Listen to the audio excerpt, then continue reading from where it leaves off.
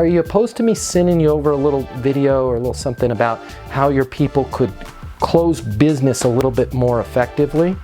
Right? Now listen to, oh yeah, that would be great. Perfect, Jason.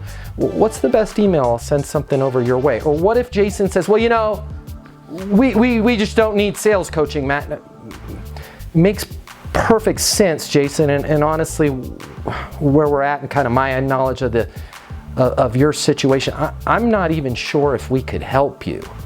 Would it make sense if I sent you over a little something around closing, and that way you could take a look when you have some time, and if it makes sense for us to get back together, we can kind of decide that at that point.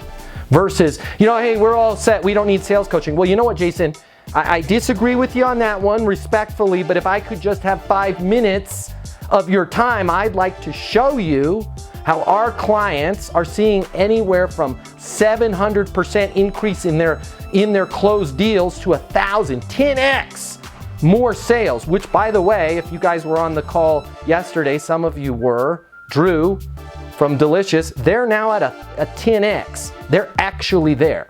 How many people have I called and said, and I have Drew on recording saying that, yo, if you could give me 5 minutes of your time, I'll show you how you can 10x your sales.